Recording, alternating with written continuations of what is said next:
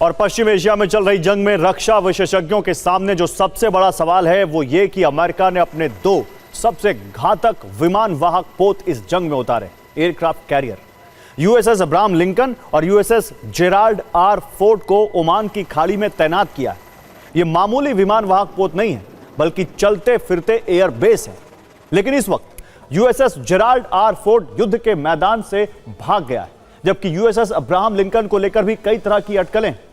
खबर है कि यूएसएस जेराल्ड को मरम्मत के लिए ग्रीस में डॉक किया गया है, जबकि यूएसएस लिंकन ओमान की खाड़ी से बाहर जाकर काफी दूर से ऑपरेशन में भागीदारी निभा रहा है।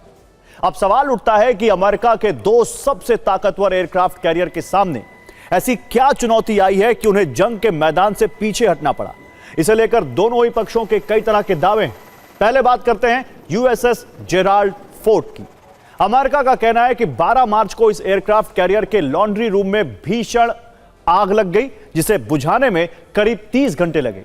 इस आग के कारण वहां चालक दल के रहने वाली जगह को नुकसान पहुंचा, इसलिए मरम्मत के लिए इसे ग्रीस में डॉक किया गया।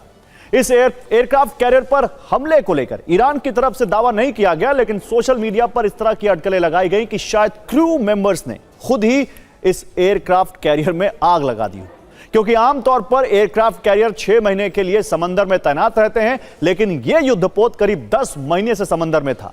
और इतनी लंबी तैनाती से सैनिकों में थकान बढ़ती है, जिससे इमरजेंसी में उनकी प्रतिक्रिया, उनका रिफ्लेक्शन धीमा पड़ सकता है। इससे पहले फरवरी में इसी जहाज पर 650 टॉयलेट बंद होने की जैसी तकनीकी गड़बड़ी भी सामने आ चुकी है। इस वक्त जंग शुरू नहीं हुई थी, लेकिन अमेरिकी नौसैनिकों की मुसीबत शुरू हो चुकी थी। अब बात करते हैं डोनाल्ड ट्रंप के घमंड यूएसएस अब्राहम लिंकन की। इसकी तैनाती के वक्त अमेरिका ने खूब ढोल पीटा था। इस तरह के बयान भी आए थे कि लिंकन एक चलता फिरता एयरबेस है जिसके आगे ईरान टिक नहीं पाएगा।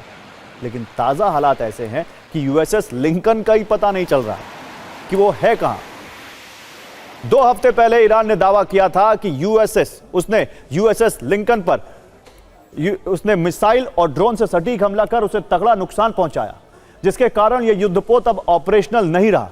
इसके जवाब में अमेरिका ने दावा किया था कि यूएसएस लिंकन पर ईरान के हमले नाकाम रहे और युद्धपोत पूरी तरह सुरक्षित है।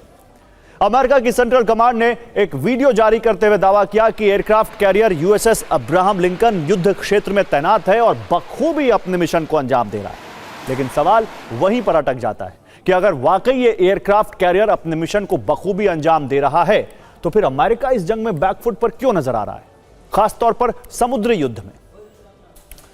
पश्चिम एशिया में युद्ध का असर अमेरिका और इजराइल पर तो पड़ ही रहा है, भारत को भी काफी नुकसान हो रहा है, हमारे देश को। जी हां, कल लोकसभा के बाद आज राज्यसभा में प्रधानमंत्री नरेंद्र मोदी ने इस संकट पर बयान दिया। अपने 21 मिनट के भाषण में उन्होंने कहा कि अमेरिका इजराइल की ईरान से जंग जारी रही तो इसके दुष्परिणाम होंगे।